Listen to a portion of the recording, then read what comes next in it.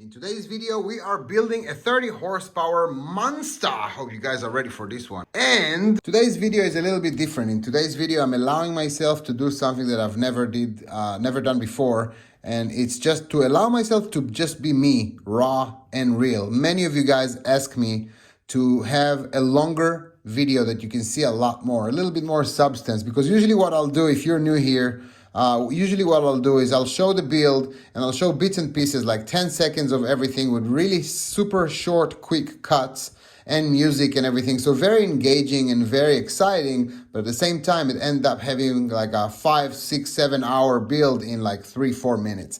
So many of you guys asked me, hey Raz, don't do it anymore. Let's try to just have a nice, normal build video.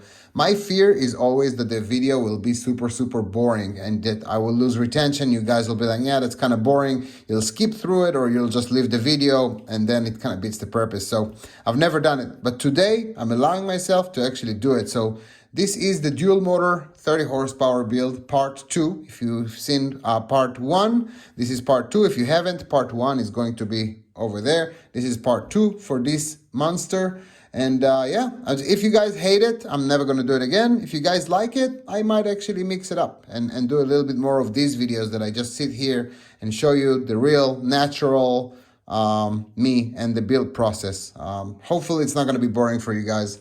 Here we go. Okay, so how do we actually install the servo here? Now here's the deal. This is our horn, obviously, and we have a motor here, so we can't have the stock location. I've been thinking about a couple of options, but I need to remember that I have two 4S batteries here, so I need this room. What makes sense to me the most is that configuration. Now from the previous build, I obviously scuffed it here and shaved it a little bit just so it fits.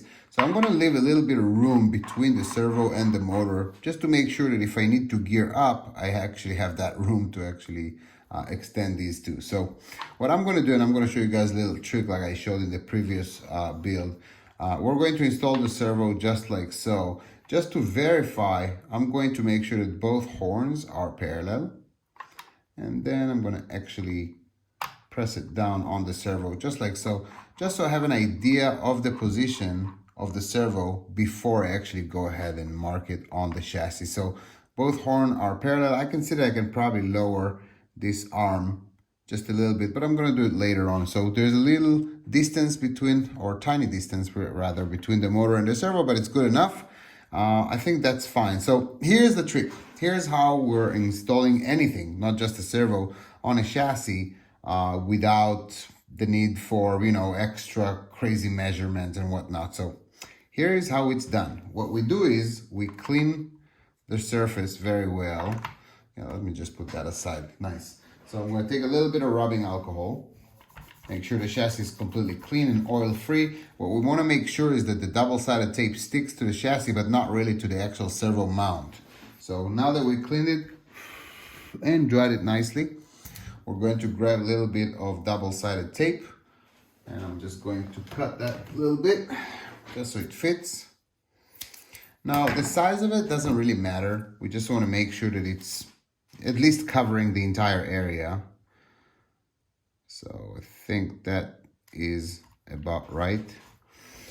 And we want to make sure that the double-sided tape sticks to the chassis very, very well, because the double-sided tape is what we want to stay after we're done with our little trick. So let me grab another piece of double-sided tape, roughly cut it to the size that will fit the size of that servo mount, and we're going to stick it right here. That seems about right. And the trick is to use, funny enough, your spit. So what you're trying to do is grab your finger, put some speed on it. Sorry about that, guys. That's what you need to do, and then just smear it on the double-sided tape. We want to make sure that there is not enough bite, because we don't want the mount to actually pick it up. We want it to stay on the chassis. So a little bit more saliva. Nicely done. Okay, so now that it's wet, we're going to hover with the servo or whatever you're trying to install on the chassis and you don't know where exactly to do it. So hold on. Here we go. Parallel, parallel, beautiful. And this is about the area we want. So as close as we can to the motor, leaving just a little bit of gap for bigger gearing. And that seems about right. That seems about parallel. So you can't see it from where the camera is at, but the horn is about parallel to this horn, and we have an even gap between the servo and the motor. And then after we did so, we press the servo as hard as we can, making sure that it stays in the exact location that we're trying to install it at. Once we did that, we just pick up. Now remember, we use saliva, so this will allow for us to just pick it up nicely. And then, this is our location. We have our holes, spring-loaded center punch.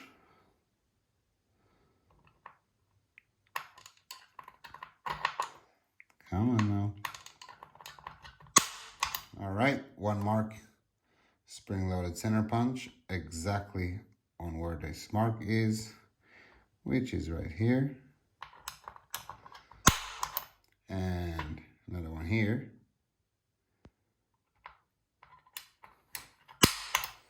And last one. Nice. Now we can actually remove the tape.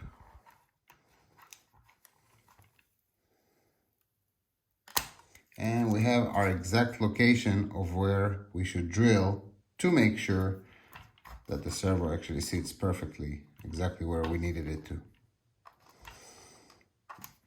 So just a little bit of drama here with this one, but that's pretty much it. Now you can't really see it from where the camera is at, so let me actually move you around a little bit. And this is what we're working with. And that's it. Now I know I can just drill here, and then if I do so, our servo will actually sit perfectly like we wanted it. Just like so. That's it. Let's drill it. Now guys, what you want to make sure of is that the tip of your drill is, or drill bit, is pointy enough to get into that little hole that the spring-loaded center punch have made, because if not, it's just going to slide on the chassis. So what I'm usually doing is I'm bringing it into the hole, and then I ensure that it's going nowhere, left and right. Only then I know that I'm actually exactly on that hole, and then I can actually drill it. And obviously I'm just using a block of wood.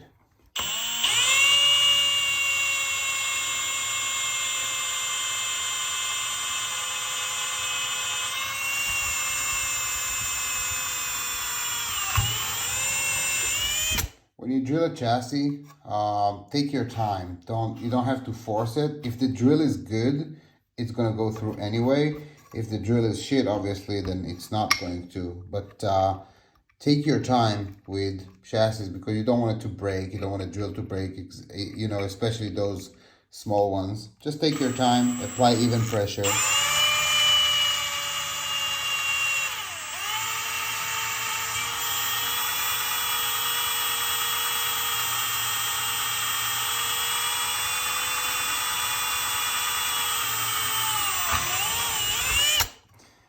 Beautiful. And then we're going to do these ones. I'm just going to clean the area a little bit. And later on, obviously, I'm going to toss everything, but I'm just going to clear this area a little bit. Make sure the drill gets into the hole.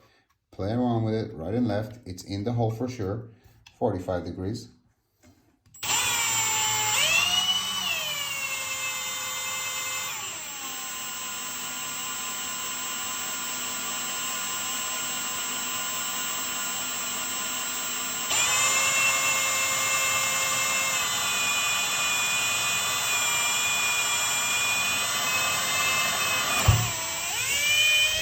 A little tricky on this one because we had to penetrate the aluminum and the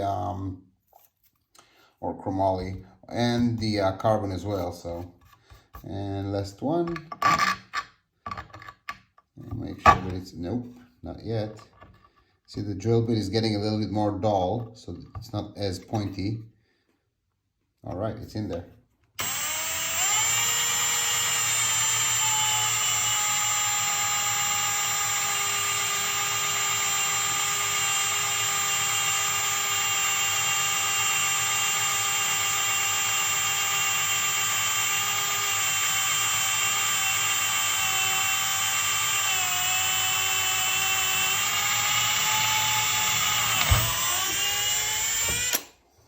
Beautiful. We got it. Now we're just gonna vacuum everything and let's install the servo.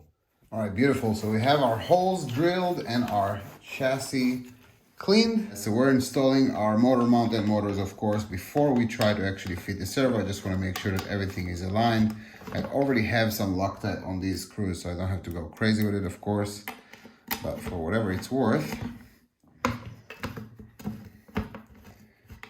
we're about there.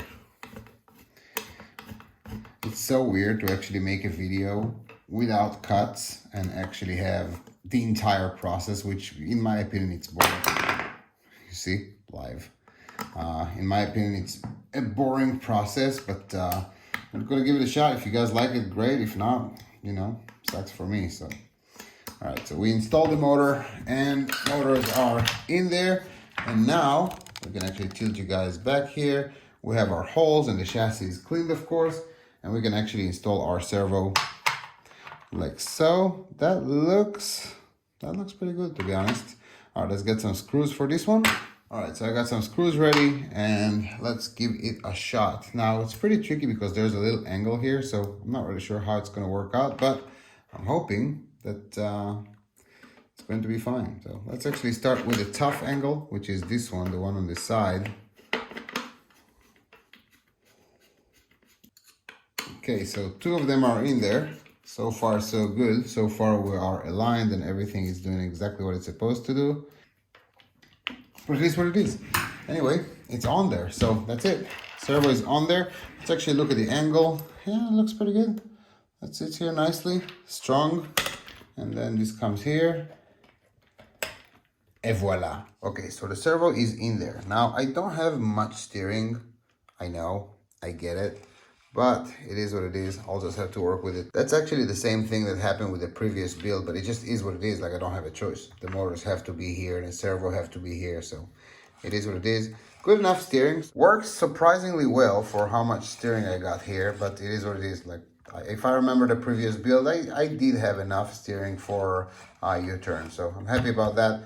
Servo is in its place and I lowered that arm a little bit. I bumped it here just a tad just so it clears the motor, but that's it. Servo is done. Okay, now we're going to install the drive line just so we can see how much room we have for ESCs, batteries, and everything. We're obviously going to install some carbon fiber drive shafts, which are the best in the world in everything, blah, blah, blah. Hopefully they will hold 30 horsepower, so that's gonna be a little tricky. We're gonna get ourselves a nice motor mount, and it's actually gonna be a bit tricky with the motor mount. So, oh, focus. Because I don't remember with the 3M Germany, which one. So let's grab a bunch of cups and options. That's the 3M. And then we're gonna see which one fit the distance of a 3M, let me try it again. The 3M motor mount. So you see, because they all have like different characteristics and different thicknesses and everything. So yeah, let's give it a shot. I'm not gonna bore you guys. I'm just gonna do it like that and it's going to be installed. Everything is smooth, everything works. One last thing I'm going to do is actually close these screws over here. And then we'll be sure that the driveline is fine. And then we're gonna put pinion by pinion and see that our mesh is fine and everything. Mesh is just a little bit too far. This is actually pretty common when that happens. So I started with the left motor, of course, and I'm going to align those compression steps, obviously, once I'm done. So I'm going to put, for example, like the logo on top in both motors, etc., etc. But mesh, way too loose, and that creates that noise,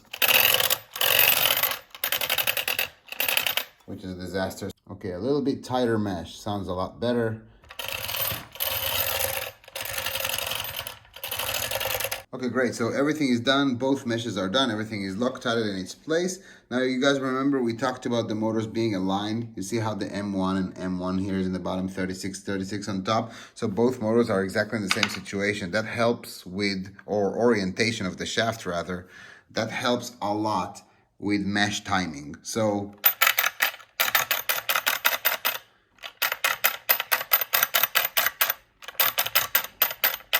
pretty much the drivetrain, besides the brute force, doesn't really know that we have two motors, because now the pulsation are synced exactly And then the car, you can hear it by the mesh and everything, the car handles it a lot better.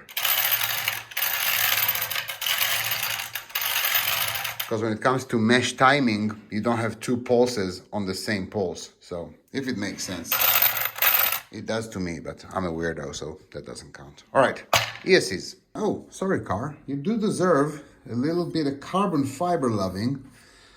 So I got one of my Perfect Pass 8mm carbon fiber braces.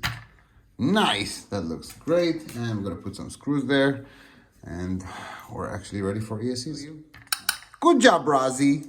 All right, guys, installing the ESCs are pretty straightforward. So dual lock, best thing out there. By the way, guys, parts of everything are, or links for parts of everything is in the description of this video. So dual lock, Perfect Pass carbon fiber kit, all the carbon fiber we're using, carbon fiber, titanium drive shafts, everything pretty much is in the description. So if you ever need to purchase something, or if you want to know what I'm installing, you can actually see it and find it in the description. So ESCs are pretty straightforward. I already cleaned it with alcohol and wiped it, both ESCs and the actual chassis. So pretty much just a little bit of dual lock in both sides, and we just stick it on the chassis and it's done. Those dual locks, let me tell you, amazing. So I use it for pretty much everything and most of my builds.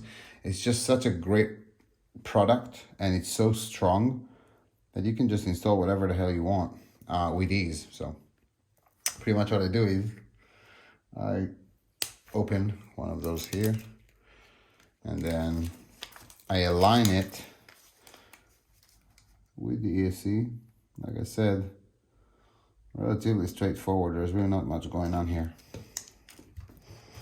And then I just make sure that it's on there. Now the easiest way to, the easiest way to cut these is with body scissors. So I have one of these. Yeah, so these are the actual scissors that you cut bodies with. They have a little angle. So I actually come here and I can actually cut that exactly with the lines of the ESC. So it makes it pretty easy to do. And I can actually dig just a little bit deeper, just so it's a little bit cleaner. But see how it's like flushed with the ESC? So those actually are very good at getting into all those corners. Same thing I'm going to do in these corners. See how it's sticking out like that?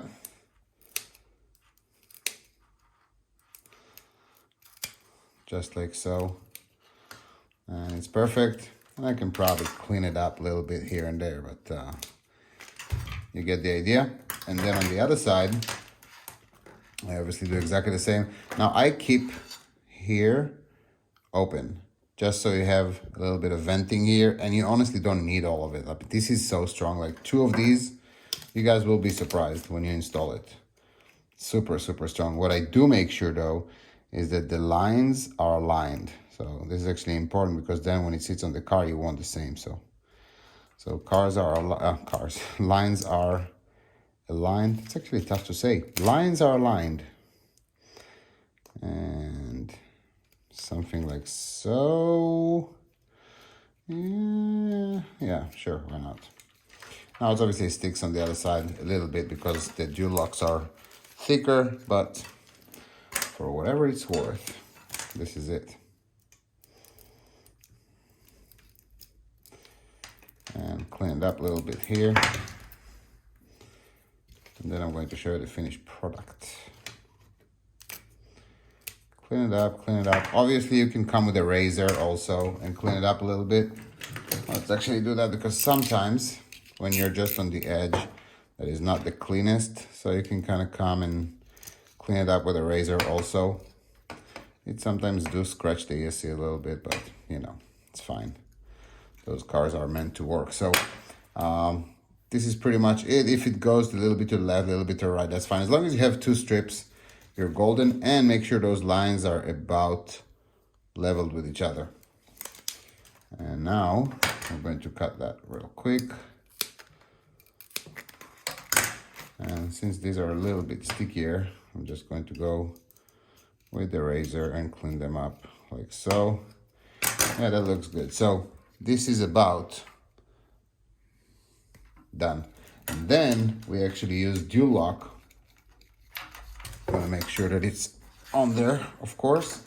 And we just use the same dual lock on the other side. And then we align those lines here. Hold on, let me see if I can show you on the camera. We align these like so, just so it's easier to install. So that looks pretty good. It sits there nicely. I'm actually a happy camper with this one. We can probably trim this area, so soon we're gonna do that. But once this is on there, you can obviously cut it from the base. Then eventually you end up with something that looks like double-sided tape, but it's actually dual lock, so you can take it in and out with ease. Okay, and we're going to glue that as tight as we can. You want to make sure it's locked fairly well, because in the future, when you try to actually remove the ESC from the car, you want it to go smoothly. So, and that's pretty much it. And then we can cut here and put the dual lock aside. And then I'm just going to do some cleanups. Honestly, that looks good over here. Here we can do a little bit of cleanup, of course. Sorry that it takes a little bit.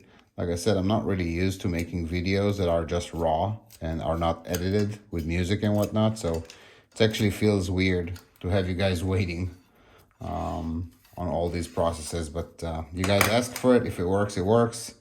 And if it doesn't, I'll never do it again. Easy. This will be easier with the blade also.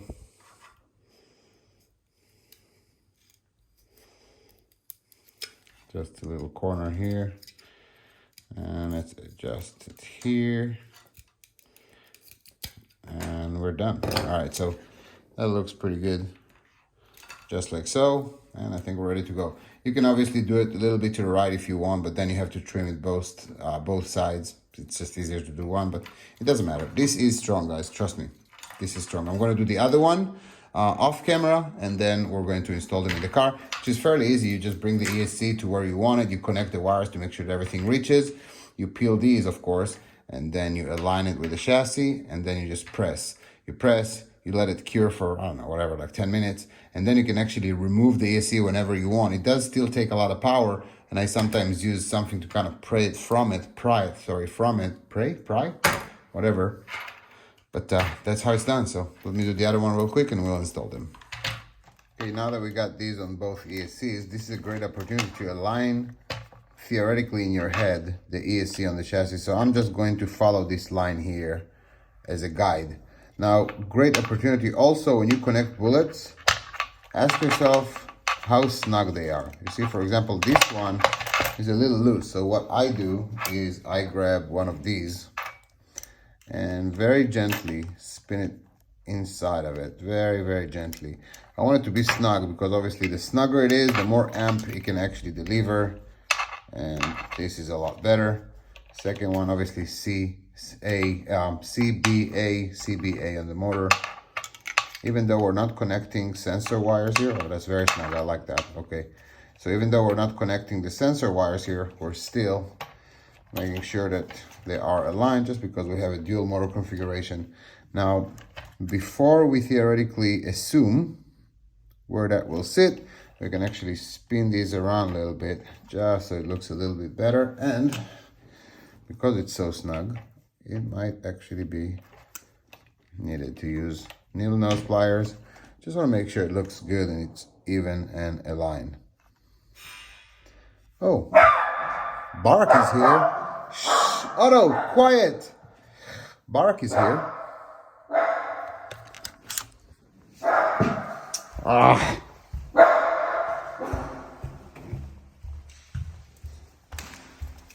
What's that, Otto? Kaviko, what's up? Ooh, we're fixing a TRX today. Oh, what happened? What happened? Oh, Bart forgot his keys. Oh boy. Otto, who's that?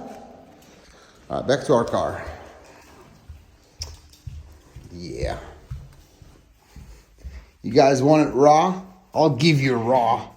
Raw power. Anyway, let me pause that real quick and then we'll get Bark back into the room and we'll finish it up, and then we'll work on his TRX.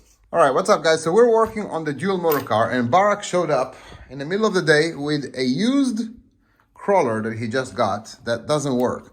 So obviously everything is like super dusty and old. Barak, you said that the servos are not working, and we got some extra servos and batteries. So I figured, usually that's not my thing, but I figured why not making a video about it. So we're gonna put this one aside and work on the crawler and put it on video. Why not? Yeah, let's give it a shot. All right, let's see what we got. So pretty much an old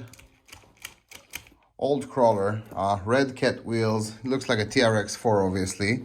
Servos are not working, they're probably faulty. Remote is old. First thing first, let's actually clean it up a little bit just so we can actually do something with it. So you guys, when you're trying to buy something used and you buy batteries within the package of whatever you're purchasing, I would definitely recommend taking a buzzer with you, because these batteries are slightly on the low side. Hopefully we can actually recover them. It looks okay, it's not as bad, 3736, but we're gonna have to charge these when these are obviously used, and they've probably been sitting for a while now. So I'm gonna charge it up real quick. We're gonna fix that soon. We're going to open the receiver and see exactly what the deal is and make sure that we're binded and everything works. Okay, so we opened everything. We tried fixing it, and we can't. We obviously soldered some new connectors and everything because the traxes are a little bit annoying, so I got XT60s.